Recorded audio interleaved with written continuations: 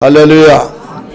오늘 읽었던 말씀 가지고 예수 다시 사셨다라는 제목으로 말씀을 전하려고 합니다. 우리가 믿는 예수님은 다시 살아나셨습니다. 왜 다시 살아나시느냐? 생명의 주가 되시기 때문입니다. 아무리 인류를 구원시키려고 마음을 먹었다 할지라도 생명이 아니면 살아날 수가 없어요. 생명이라고 하는 것은 영원히 죽지 않는 것이다 라는 고백이고 또 사실입니다. 사람들은 우리가 걸어 다니며 활동할 때 저 생명이 아직 있다, 죽을 때도 숨이 떨어지지 않으면 아직 생명이 남아있다, 이렇게 말합니다. 우리가 생각하는 그 숨을 쉬며 살아가고 활동하는 그 자체가 생명이라는 사실을 누구든지 거부하거나 아닙니다라고 하지 않습니다. 우리의 입장에서 볼 때와 하나님의 입장에서 볼 때는 상이하게 차이가 납니다. 왜 그런가 하면 생명이라는 것은 영원히 죽지 않음, 사전에서도 썩지 않음 이렇게 말합니다. 이미 죽으면 썩죠. 썩으면 냄새가 나고 결국 살이 썩고 뼈만 남고 뼈도 오래도록 되면 썩어서 흙이 되어버립니다. 그래 생명이라고 하는 것은 영원히 썩지 않는 것이다. 그 살아있는 자는 썩지 않습니다. 내가 보는 입장에서는 우리가 지금 생명에서 여기 왔습니다. 그러나 모든 사람이 다 죽는다는 것은 생명이 없다, 이런 말씀입니다. 오직 예수 그리스도만이, 하나님만이 생명이라는 사실을 믿으시길 바랍니다. 그렇기 때문에 예수님은 죽어도 살겠고 라고 하신 말씀처럼 죽었지만은 생명이시기 때문에 살아나셨다 이 말이에요. 이 세상에 어떤 누가 죽었다가 살아난 사람이 있습니까? 아무도 없습니다. 예수님이 다시 사셨다고 하는 그 사실은 예수님이 생명이시라고 하는 증명을 보여주고 있는 겁니다. 예수님이 이렇게 죽으신 것은 우리의 죄를 위해서, 온 인류의 죄를 대신 죽어주기 위해서, 우리를 다른 말로 말하면 살려주시기 위해서 대속의 죽음을 가지셨다, 이런 말씀입니다. 이 사실은 아무도 모릅니다. 하나님만이 아시고 보내심을 받은 예수 그리스도만이 알아. 예수님이 죽으셨을 때 오해를 합니다. 왜 하나님이 저렇게 아들을 버렸을까? 심지어는 저 예수가 십자가에 못 박혀 죽는 것은 하나님께 벌을 받아서 그렇다고 말하면서 이모저모 자기의 생각대로 내뱉기 시작합니다. 예수님은 그 소리를 듣더라도 아무 소리 하지 않았습니다. 그 이유는 그 일로 끝나는 것이 아니라 잠시 후에 부활의 역사가 나타나면 그 모든 것이 해결되리라 라고 하는 사실 때문이었습니다. 아무리 예수님이 내가 십자가를 짊어지고 내가 세상죄를 짊어지고 가는 어린 양이라고 하면서 예언자들이 예언했던 그 예언의 주인공이라고 일러줬지만은 한 귀로 듣고 흘러버렸습니다. 심지어는 죽었을 때 저주받아 죽었다고 했던 그 결론으로 종려부를 찍습니다. 하지만은 사흘 만에 살아나셔서 예수님은 당신의 죄 때문에 죽는 것이 아니라 우리를 위해서 죽었구나라고 하는 사실을 고백하지 아니할 수 없다는 사실을 알아야 될 줄 믿습니다. 오늘 본문 말씀 속에 보면 막달라 마리아, 또 야고보의 어머니 마리아, 살로메 세 여인이 나옵니다.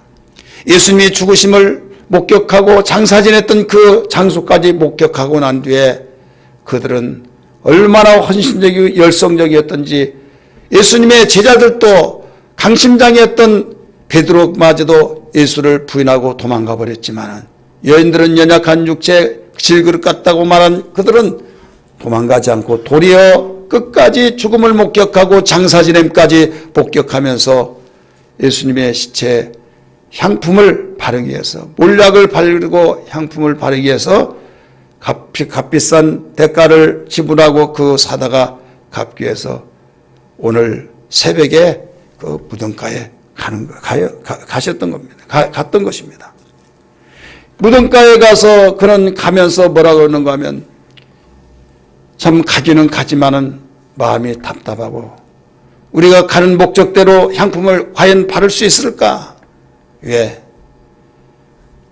유대인의 장례법은 굴 속에다가 시체를 넣는데 그 속에다 시체를 딱 넣고 큰 어떤 누구도 그걸 장비를 가지지 않고는 그 돌문을 열 수 없는 그런 돌문을 갖다 거기다가 막아 놓습니다.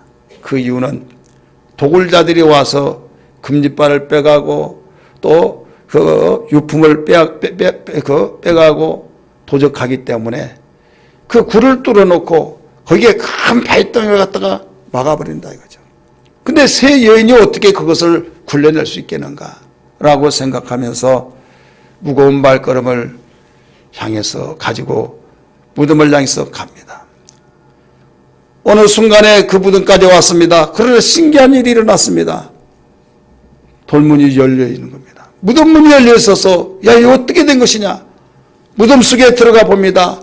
어떤 청년이 딱 서서 너희가 나사렛 예수를 찾는구나. 어찌하여 산자를 죽은 자 가운데서 찾느냐? 너는 빨리 가서 베드로에게 이 사실을 알려라 라고 말했어요. 원이 벙벙하며 기쁨과 두려움과 놀램과 지금 생시야 꿈이야 라고 생각하면서 발걸음을 움직일 수 없는 가운데 마음을 가다듬고 이제 사실인 것을 모두 판단하고 갑니다. 그는 이 기쁨의 소식을 제자들에게 전해주기 위해서 팍 다름질합니다. 열심히 다름질을 하면서 이제 제자들에게 이야기합니다. 제자들이 그 사실을 믿지 않습니다. 오늘 10절 11절의 말씀 보니까 엠마오로 가는 형제들에게 예수님이 나타나셔서 그들에게 보여주었을 때 그들도 남은 제자들이 가서 말을 했지만 그들도 믿지 않더라라고 말을 했습니다. 오늘 부활을 목격한 막달라 마리아와 야고보의 어머니 마리아와 살로메 이 세 여인들은 예수님이 부활하신 그 무덤의 현장에서 천사에 전해준 사건을 듣고 살아나셨던 걸 확신을 가졌습니다. 또 가다가 막달라 마리아에게는 친히 나타나 주셔서 평안하냐 라고 말하면서 문안 인사까지 하시며 너는 빨리 가서 내 제자들에게 갈릴리에서 보리라 라고 전해주라고 말씀했습니다. 오늘 이러한 사건 속에서 우리는 그 놀라운 주님의 부활의 역사가 하나님의 생명이라는 증거 속에서 우리를 위해서 십자가를 못 박혀 죽으신 대속의 십자가였구나라고는 고백을 온 천하 만민에게 증거하고 있는 것이 예수의 부활이라는 사실을 알아야 될 줄 믿습니다. 그래서 절망과 좌절 속에 있는 모든 지자들이 예수의 부활을 확인하고 난 뒤에는 근심과 절망, 좌절 속에서 완전히 벗어나서 생명의 능력의 기쁨 속에 평안을 가집니다. 예수님 말씀하시기를 요한복음 21장 9절의 말씀이니까 두려워서 벌벌 떨고 있었을 때 이런 말을 합니다. 너에게 평강이 있을지어다 라고 말씀하시면서 나타내 보여주십니다. 여러분, 예수님은 두려워 무서워 떨며 절망과 좌절 속에 있는 모든 자들에게 이렇게 찾아주셔서 우리에게 소망을 주시고 있다는 것을 알아야 될 줄 믿습니다. 어떤 사람이 있는데 그 사람은 노리우라고 하는 사람입니다. 로버트 노리우라고 하는 사람인데 그는 침례교 목사로서의 뉴욕에서 목회했던 사람입니다. 그런 목회를 열심히 하다가 남북전쟁이 일어난 것을 보고 내가 죽은 자들을 장사지내 줘야겠구나 라고 하는 가슴에 품고 그 남북전쟁 현장으로 달려갑니다. 거기에서 열심히 죽어진 시체를 장례를 치러준데 죽어진 시체보다 더 많은 부상자들을 보고 신음하고 있는 걸 볼 때 죽은 사람 장례 치른 것보다 부상에 신음하고 있는 그들을 치료해 주는데 동참을 해야겠구나 라고 하면서 그 현장을 바꿔서 지금 총알에 쓰러지고 또 포탄에 맞아 쓰러지고는 그 현장 속의 부상자들을 찾아서 산더미같이 쌓여진 여기저기 신음하고 있는 그 부상자들에게 하나님께 기도합니다. 하나님, 이 생명들을 돌봐주옵소서. 이 신음하고 있는 부르짖고 있는 그 생명을 치료해 주옵소서 하면서 완전히 정성껏 치료하고 또 이 군의관들의 그 모든 돌봄 속에서 함께 일을 하고 있는데 나중에는 부상자들이 얼마나 많은지 거기에서 같이 이렇게 둥글면서 치료해 주다가 보니까 자기가 거기 속에 파묻혀서 자기가 죽을 지경이 되어버렸습니다. 이제는 생각은 나는데 도대체 손발이 움직여지지 아니하면서 같이 부상자가 되어버린 겁니다.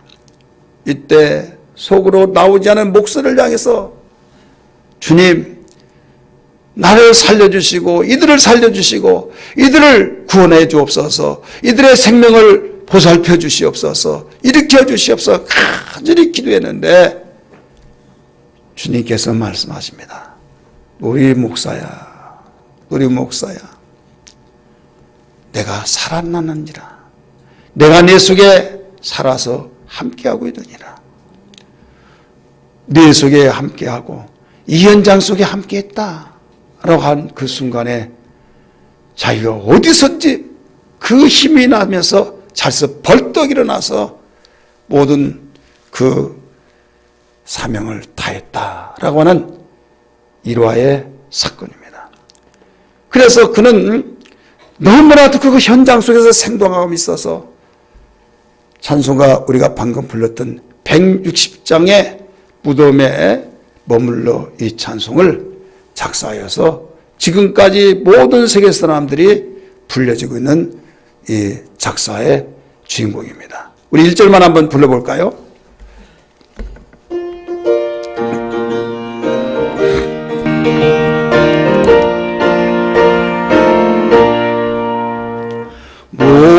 무덤에 머물러 예수 내 구주 새벽 기다렸네 예수 내 주 원수를 다 이기고 무덤에서 살아나셨네 어두워 멀리 계시고 나와서 성도 함께 길이 다스리시네 사셨네 예수 다시 사셨네 원수를 다 이기고 무덤에서 살아나셨네 어두워 멀리 계시고 나와서 성도 함께 다스리시네 사셨네 예수 다시 사셨네. 아멘. 찬송가 160장 그 바로 밑에 그 찬송가 보면 항상 좌측에는 이 작사가 이름이 나오고 우측에는 작곡가의 이름이 나옵니다. 노버트 노을이라고 하는 사람이 작사했던 것이 방금 이야기했던 이 사람이 이런 배경을 두고 작사를 하게 됐다는 것을 아시기 바랍니다. 오늘 우리는 예수님이 다시 살아나셨다고 하는 말씀 속에서 예수님이 다시 살아나셨던 이 주님을 만난 자와 만나지 못한 자는 하늘과 땅 차이입니다. 절망과 좌절 속의 슬픔과 예수님의 몸의 향품을 바르기 위해서 그 무덤가에 갔던 그들 무거운 발걸음이었습니다. 부활하신 예수님을 만났을 때는 그들의 가벼움과 기쁨과 감격에 벅찬 그런 순간에 바뀌어져 버렸습니다. 여러분 마태복음의 말씀 보니까 이 막달라 마리아의 부활의 소식을 듣고 있었던 제자들이 특별히 베드로는 그 순간에 쏜살같이 뛰어가면서 무덤가에 가서 예수님의 부활의 현장을 목격했습니다. 빈 무덤이었다는 사실을 보고 그의 생각과 마음과 행동은 완전히 180도로 바뀌어졌던 것을 믿으시길 바랍니다. 그러므로 오늘 우리는 2017년도 부활절 새벽을 맞이하여서 무엇보다도 이들만이 부활하신 예수를 만나는 것이 아니라 우리들도 부활하신 예수를 만나서 우리의 삶이 반전되어지고 절망과 좌절 속에 우리의 환경 속에 얽혀졌던 모든 문제들이 뚫려지고 풀려지고 열려져서 우리의 생각이 하나님의 생각으로 기쁨과 소망의 생각으로 변화되어지는 역사가 있기를 주의 이름으로 축원합니다. 우리의 심령이 눌려지고 억눌려져서 억압 속에서 누구도 모르는 사이에 나도 못 살겠다, 힘들다, 정말 이놈의 세상 하면서 내 팔자 이런 신세타령이나 하는 이런 삶에서 우리는 여기서 벗어나야 될 줄 믿습니다. 예수는 생명이시기 때문에 무덤이 그를 묶어놓지 못했습니다. 마태복음 말씀 보니까 바로 부활하실 때 바위가 터지고 바로 지진이 나서 무덤가에 죽은 자가 살아나고 이런 놀라운 광경들이 일어났던 것을 알아야 될 줄 믿기 바랍니다. 그러면 이것은 역사적인 사건으로서의 하나의 그 사건, 그 시대의 그 이례적인 사건으로 끝나느냐? 아닙니다. 예수는 어제나 오늘이나 영원토록 동일하신 것을 믿으시길 바랍니다. 그 사건이 우리의 현장 속에서, 우리의 삶 속에서, 절망과 좌절 속에 있는 모든 삶 속에서 동일하게 나타난 것을 믿기 바랍니다. 그렇기 때문에 믿는 자들의 소망이 되어주시고 예수 부활을 만나느냐 만나지 못하느냐에 따라서 이렇게 달라진 것을 알 때 어떤 일이 있더라도 주님 부활하신 예수를 만나게 도와주옵소서. 관념적이고 추상적인 만남이 아니라 주여 실제적인 만남이 되게 하여 주옵소서. 이런 고백이 되어야 될 줄 믿습니다. 또 우리 목사가 바로 그 무덤 시체에 있는 그들보다는 부상자들 더 치료해 준 건 낫겠다 해서 그들을 도와주다가 그 속에 파묻혀서 함께 죽어가는 그런 현장 속에 주님 이 생명을 돌봐주시고 살려주세요. 나도 살고 그들도 살려주시옵소서. 사명이 있습니다. 이런 내통하며 속으로 부르짖는 목은 나오지 않습니다. 숨만 빨딱빨딱 쉬어진 가운데 지금 분초를 다루는 그런 가운데 주님이 나타나셔서 내가 살아났다. 내가 살아났다. 예수 네 속에 있다. 이 현장 속에 있다. 그 말씀과 함께 그의 생각과 마음과 육체가 용소돔치듯이 팍 일어나면서 이런 찬송가의 작사를 냈고 또 거기에 사명을 완수하고 들어와 다시 목회를 했던 사실을 믿으시기를 바랍니다. 오늘 우리는 부활하신 예수를 만난 사람들은 어떤 역사가 일어나느냐, 어떤 놀라운 변화의 역사가 일어나느냐, 바로 불완전한 믿음이 온전케 되어지는 역사가 있다는 걸 믿기 바랍니다. 따라서 합시다. 불완전한 믿음이 온전케 되어진다. 1절 2절의 말씀 보면 마리아 2명 있죠. 살루메가 있죠. 막달라 마리아, 야고보의 어머니 마리아, 또 살로메 이 세 여인들은 무덤가에 가는 것이 예수님 부활하기 때문에 만나러 가자 그것이 아니었습니다. 무덤가에 지금 무덤 장사지했던 예수님 몸이 썩어지고 있기 때문에 썩지 않도록 몰락을 치고 냄새가 나지 않게 해서 향품을 발라서 바르기 위해서 간 겁니다. 열성적이죠. 헌신적이죠. 대단하죠.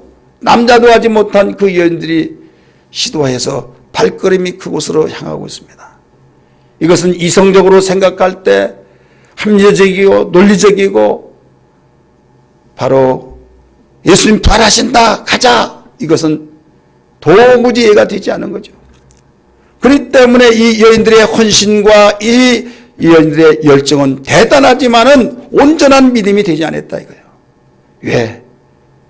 내가 살아나리라 하는 말씀을 믿지 못하고 그냥 현실적으로 몰락을 치고 향품을 바르기 위해서 갔던 현실적인 믿음, 현실적인 믿음으로서 주님이 볼 때는 온전한 믿음이 못 되었지만은 부활을 통해서 그가 온전한 믿음으로 되어졌던 걸 믿으시기를 바랍니다. 온전한 믿음이 됐던 걸 믿으시기를 바랍니다. 두 번째는 사단의 권세를 박멸시키는 놀라운 역사가 있다는 걸 믿기 바랍니다. 사단의 역사를 박멸시키는 변화의 역사가 나타납니다. 3절 4절 한번 읽을까요? 3절 4절 시작. 서로 말하되 누가 우리를 위하여 무덤문에서 돌을 굴려주리오 하더니 눈을 들어 본즉 벌써 돌이 굴려져 있는데 그 돌이 심히 크더라. 아멘.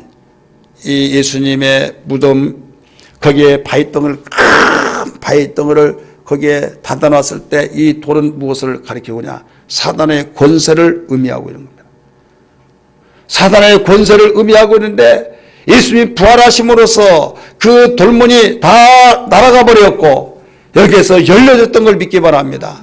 그렇기 때문에 예수의 부활의 역사는 놀라운 변화가 무엇이냐면 사단의 권세를 박멸시키고 완전히 제어시키는 놀라운 변화가 우리의 삶 속에 예수 부활 만난 사람에게 다 일어난다, 이런 말씀이에요. 믿습니까?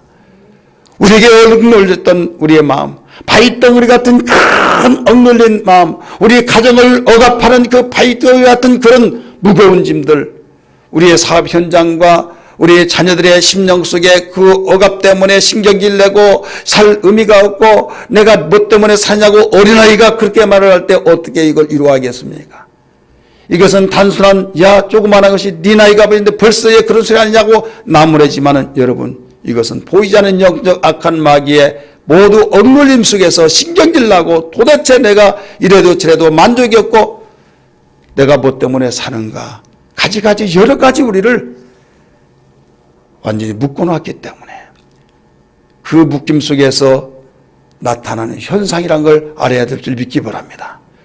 그러나 예수님이 부활하심으로 바위가 터져나가 버렸듯이 예수 부활을 우리의 마음속에 확실히 믿고 그 예수의 부활의 능력을 체험한다고 한다면 그 억압에서 자유가 있는 것을 믿으시길 바랍니다. 근본 2017년도 부활절 새벽을 통해서 예수 부활의 역사를 통해 여러분의 가정과 삶 속에 사업 현장과 직장과 여러분의 자녀들에게 모두 이런 놀라운 사단의 권세가 박멸되지는 현장의 축복이 되기를 주의 이름으로 축원합니다. 할렐루야. 그리고 세 번째는 신비로운 체험의 역사가 나타나고 경험할 수 있다는 걸 믿기 바랍니다. 성경의 말씀 보니까 여기에 5절 6절 이런 말씀이 나옵니다. 너희가 어찌하여 산자를 죽은 자 가운데 찾냐고 하면서 무덤에 들어가서 보니까 이미 돌문이 열려있다고 그랬죠. 들어가서 봅니다.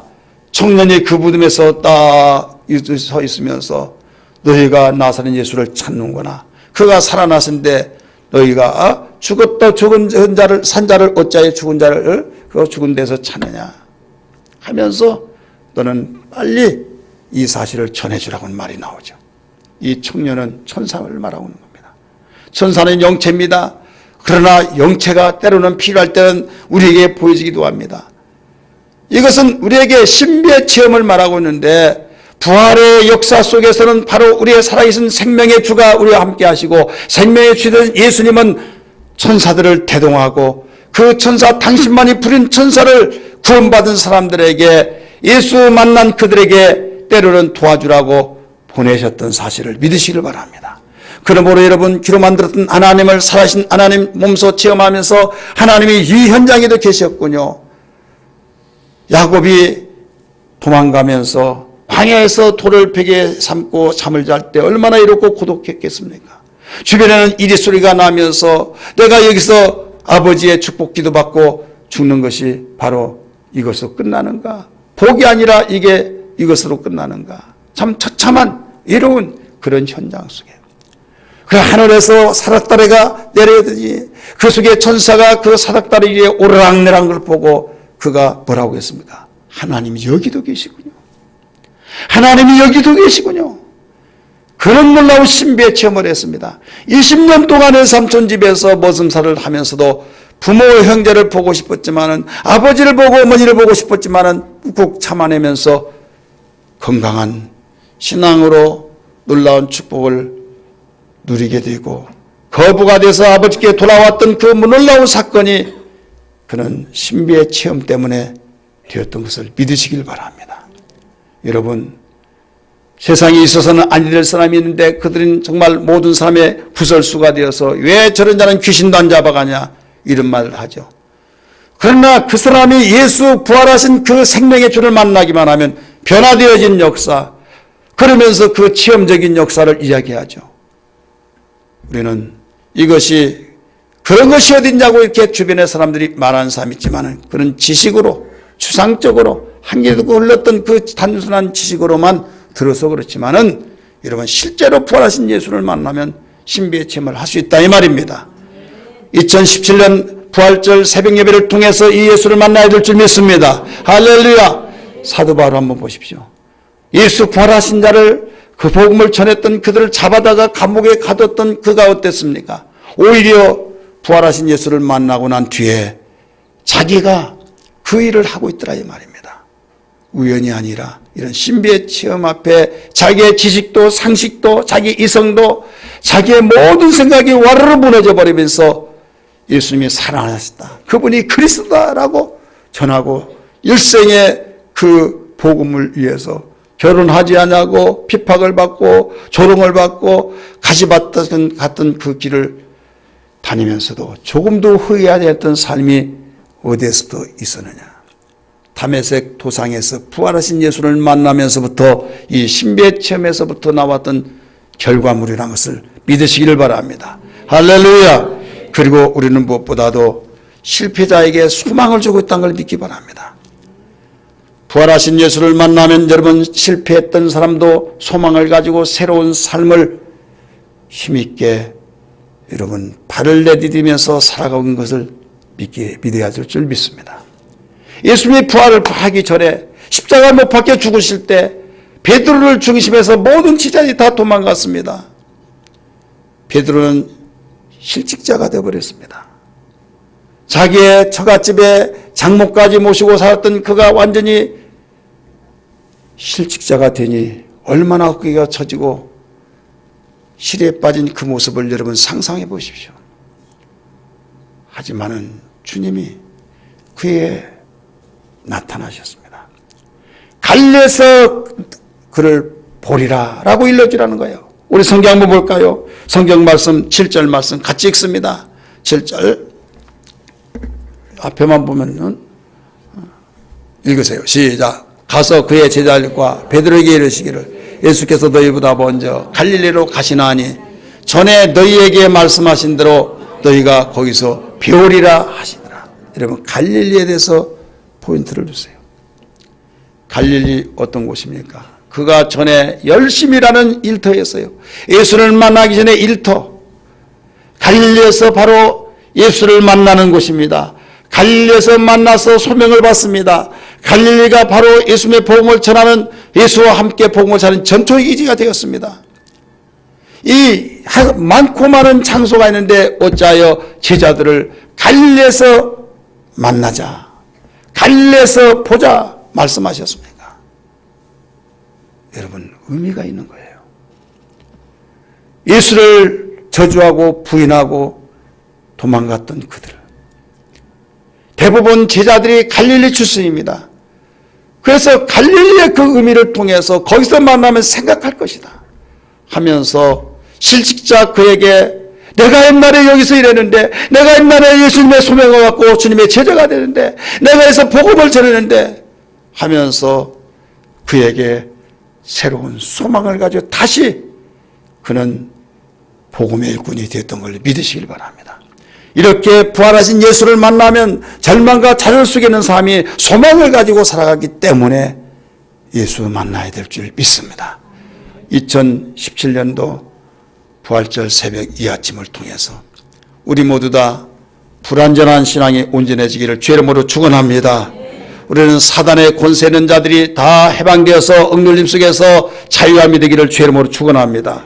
그리고 신비로운 체험의 역사들이 나타나며 절망과 좌절 속에 있는 모든 사람들이 소망을 가지고 미래를 향해서 전진해 나갈 수 있는 신앙 되기를 주의 이름으로 축원합니다. 여러분의 가정과 여러분의 삶과 여러분의 남편, 아내, 여러분 자녀, 여러분의 사업 현장, 직장 현장, 우리의 계획하고 있는 모든 삶의 계획 속에서 여러분 이모저모 내 마음대로 되지 않을 때 얼마나 시리에 빠지고 걱정 의심이 있지는 않습니까? 이걸 어디에다 해결하려고 하겠습니까? 부활하신 예수를 만나십시오.